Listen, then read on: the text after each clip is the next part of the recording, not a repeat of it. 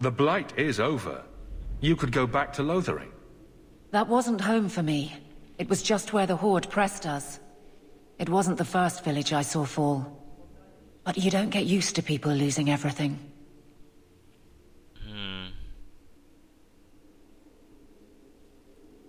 It's not how I wanted to say goodbye. I'll say that. You can't go home again. That's supposed to be about maturity. It's not the same if you don't have the option. That's true. And now here's the big question. It's been a year settling in. Are you all right? You don't need to coddle me. I am where I am. How close I hold my memories is my own business. Fair enough. So tell me what the job is. All right, Aveline. You have something worth doing. My patrols may be empty walks in the dark, but there's something big coming up, and I could use you. An ambush, probably for a caravan, although I can't find any shipments that match up. Doesn't matter though. Highwaymen waiting for someone to rob. I'm putting a stop to it, my district or not.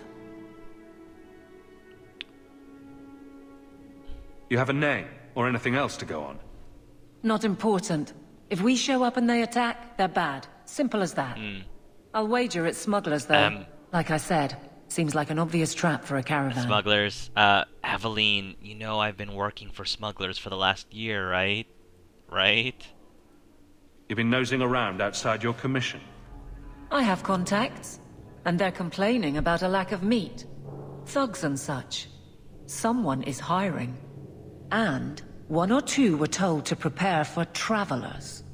You want to be good at this job? You pay attention to what's missing, and when people arrange escape routes. Alright, alright. Seems like you'd want to share this with your fellow guards. I will, if you sit on your hands. I'll send my alerts, and someone else will lead a patrol. But there's profit and influence to be had. You're my friend, so I'm offering. Aww. Aww, Aveline.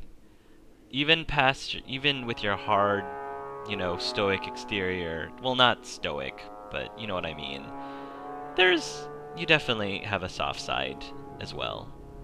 Clive can see that. I'm no guard, Aveline. There's only so many of us. Temporary recruits are expected time to time, as long as they're competent. You still claim to be competent, right? Yeah, oh, yes, heck yes. Here, of course I'm with you, Aveline. Come on, like you said, we're friends. All right, Aveline. I'll play guard for you. I knew I could count on you. They're hidden up Sundermount, remote and rough, but we can make good time with a shortcut this side.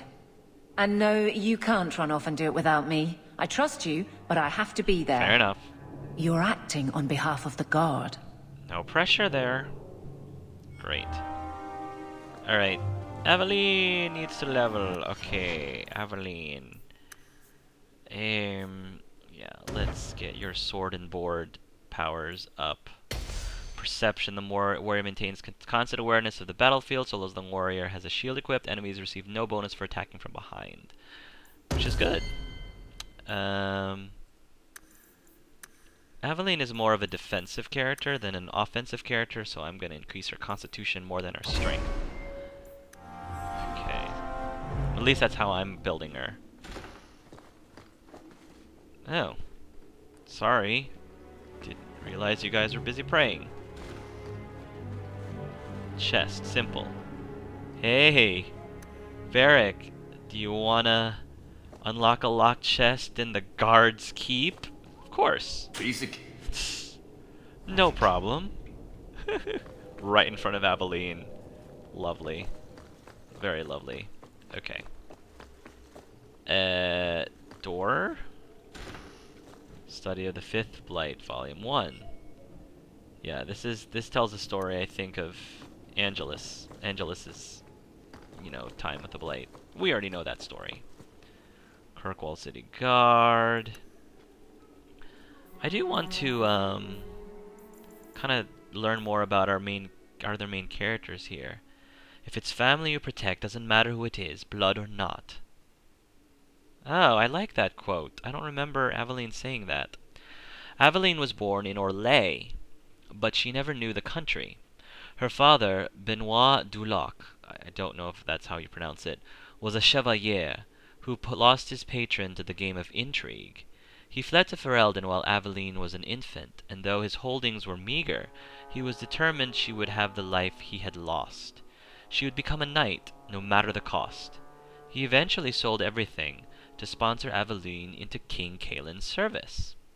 Knightly skills seemed bred into Aveline's bones, but she had her doubts, starting with her namesake, Ser Aveline. If you remember from Dragon Age Origins, one of Leliana's stories is that of Aveline, and I love that story. As tragic as it is, it was one of, I think that was my favorite story of all the tales that she tells the Warden.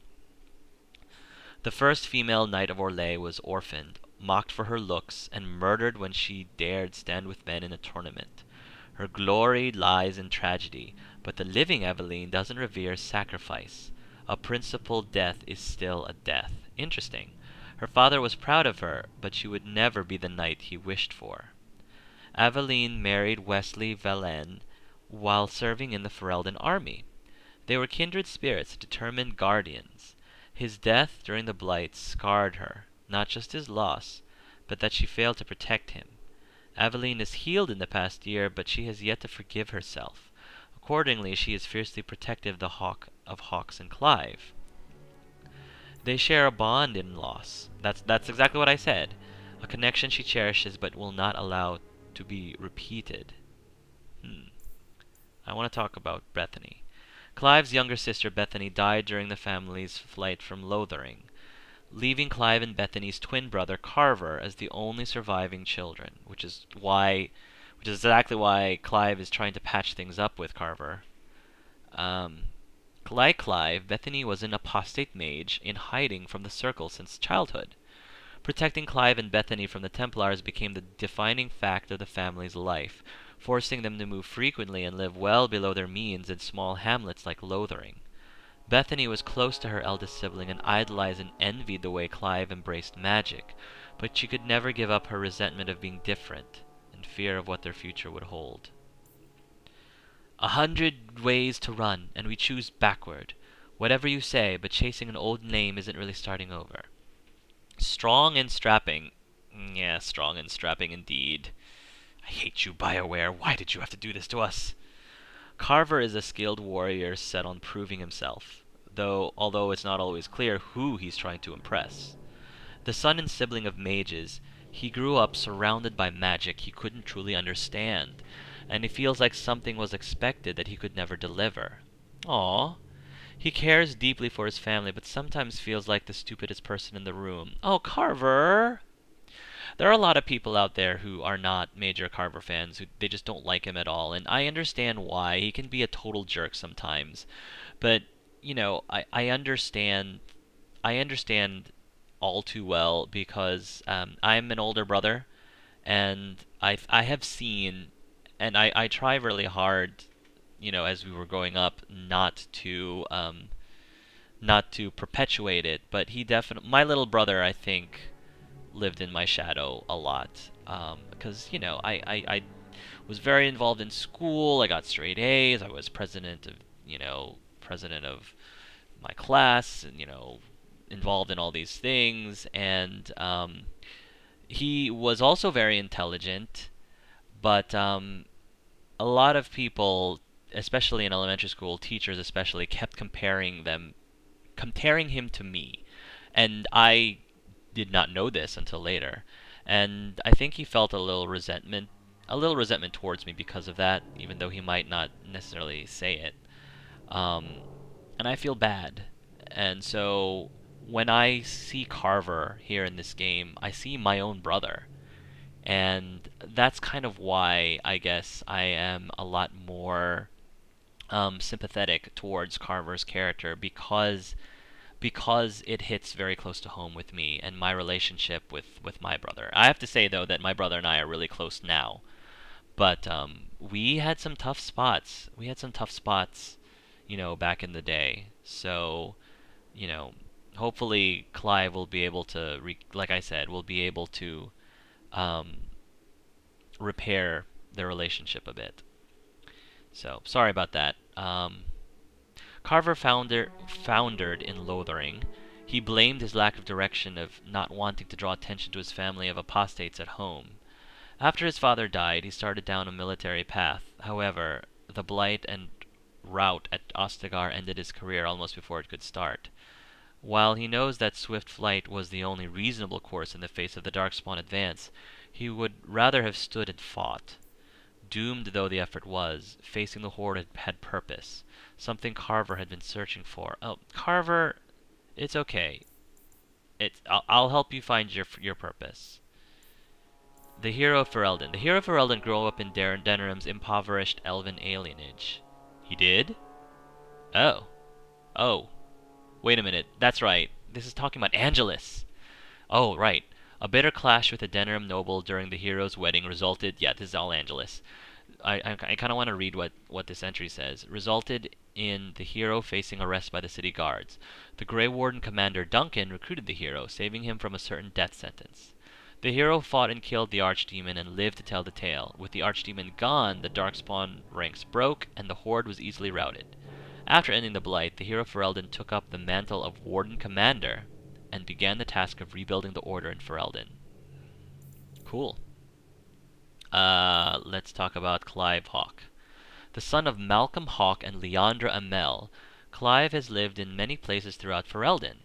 His father was a mage, whose gifts were passed on to both Clive and Bethany, Malcolm's daughter. Malcolm refused to submit himself to the Chantry's rule. He kept his abilities a secret and taught his children to do the same. Therefore, the family was constantly on the move to avoid Templar hunters. 10 years ago, the family settled in the village of Lothering, building a home on the outskirts and making a life where they wouldn't forever be on the run. Though Leandra worried constantly that the Templars would one day catch up with them, Malcolm's teachings were sufficient to keep them safe. He died 3 years ago, leaving Clive responsible for the welfare of his mother and younger siblings. When the Blight began, Carver enlisted in King Kaelin's regiment, saying the horde spilling from the Korcari Wilds meant their home would be quickly overrun if the Darkspawn were not defeated immediately. Clive remained at Lothering to safeguard the family. Carver appeared on the doorstep almost a month later, exhausted and injured. King Kaelin had been betrayed and slain at Ostagar. At least Carver survived, and the horde was advancing on Lothering. Though Clive and the others were making plans to leave, they fled their homes, and the others were making though Clive and the others were making plans to leave, they fled their home before they were fully prepared, and it may still be too late. I wonder if Carver saw Angelus. I'm sure he probably did. And last but not least, Varric Tethras. Well, we'll also talk about Sebastian too. I know everyone in this city is worth knowing. Varric was born 3 years after his father's exile from Orzammar into the world of the Merchants Guild. Into the world of the Merchants Guild. The ancestors never spoke, and paragons were the heroes in tall tales. The number of dances a Kalna lady gave to a low-born descendant boy were more pivotal than the reign of kings. While Bartrand ran the business and drove House Tethras ever higher up the social ladder, Varric looked after the family and their retainers. His mother, Lady Ilsa, suffered terribly from the trauma of her disgrace and exile, finding solace in liquor and smoke. It fell to her younger son to try to curb the worst of her drunken rages, to keep her from becoming a matter of public scandal, and to care for her when she fell ill from her excesses. Though he is famous at the Merchants Guild for his stories, Varric speaks rarely of himself or his family. Most of Kirkwall knows him. Everyone has bought him a drink at least once, for the sake of his fictions rather than his family connections. This is really interesting stuff. I actually never really did stop to read these codexes, so I'm really glad I'm taking the time to read them now. And I apologize again if you guys aren't really interested in me doing this, but I'm at least, again, picking and choosing specific codexes to read. In the face of danger, sometimes the bravest thing is to stand back and trust that the Maker will see justice done. Again, I'm sorry if I'm offending anyone with my horrible accents. Sebastian Vale is the only surviving son of the ruling family of Starkhaven, which was murdered in a violent coup d'etat. Sebastian cannot forget the irony that he still lives only because his family was so ashamed of his drinking and womanizing that they committed him to the Kirkwall Chantry against his will.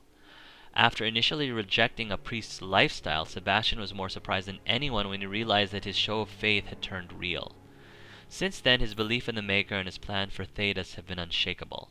Embracing his new role, Sebastian took vows of poverty and chastity to become a sworn brother of the Chantry, until the word of his family's death forced him to take up worldly concerns once again. Grand Cleric Althena, Sebastian's mentor and friend, hopes to convince him to walk away from the struggle for Starkhaven and return to the good works of the Chantry. Okay. Alright, well, that's enough of that. Another door. I can't do that. Alright, that's right, we can't open that door. Okay. Now that we have a full party, let's continue on, shall we? Good luck getting in. I've been waiting all day. Are you talking about that locked door? Well, alright. The Viscount must be terribly busy. I've been waiting most of the day. This is the Viscount's area. Neat. Chantry hierarchy. You're part of the Amel family, aren't you? I had a report come in recently concerning your uncle. He's a colorful chap, to say the least. That's putting it nicely. I would have called it... Good luck getting in. I've been waiting all day. I thought the other guy was waiting all day. Did you... How did you get over here? The Viscount must be terribly busy. I've been waiting most of the day. Apparently. What I was going to say was, I would have used a different word for Gamlin. Not quite colorful. Well, maybe using a little bit... Good luck getting in. I've been waiting all day. Alright, maybe using more colorful language, if I used colorful language. Not... Good luck getting in. I've been waiting all day. What the heck? How many... How did... There's a spirit that's possessing all of these people in the Viscount's Hall. I'm scared. You're looking well, Sarah. Why does everybody think my name is Sarah? It's Clive. Not going to happen. Alright.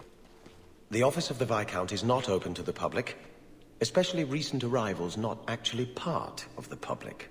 Say what? The Enigma of Kirkwall.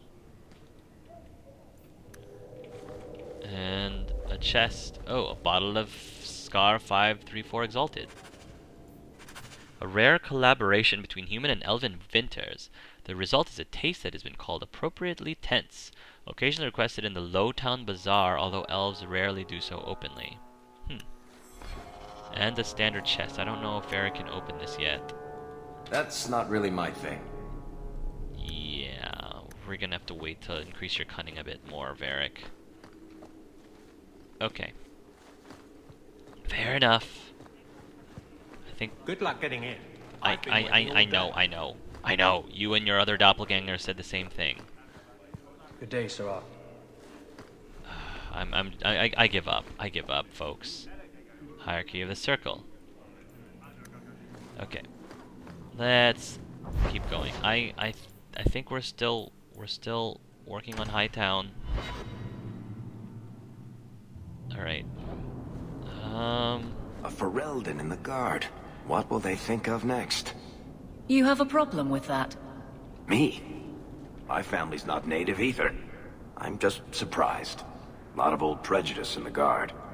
I'll give them plenty of reason to change their minds. You know, it's possible they're just scared shitless of you. That's my theory, anyway. It's not a bad theory, honestly. No offense, Aveline. Alright. Late again. Where is she? Alright. I think we're almost through exploring Hightown. Hightown's a huge area. Huge area. Red Lantern District. Oh. Oh boy. Oh boy. They'll let anyone into Hightown these days. Let's see. Aveline? Expedition hireling, Bartrand. A few weeks in the deep roads won't be that bad, right? 2 weeks in the deep roads? How bad could it be? Alright. Well, we might as well talk to Bartrand. Varric, where did you get off to? And what are you planning? Bartrand, so suspicious. I have in fact brought us our future partner. Yep. What? Partner? You stupid nug-humping dirt farmer. Why did you go promising something like that? Because if we don't get this expedition moving, brother, then we won't have any profits to argue about, will we? Maybe you have a point.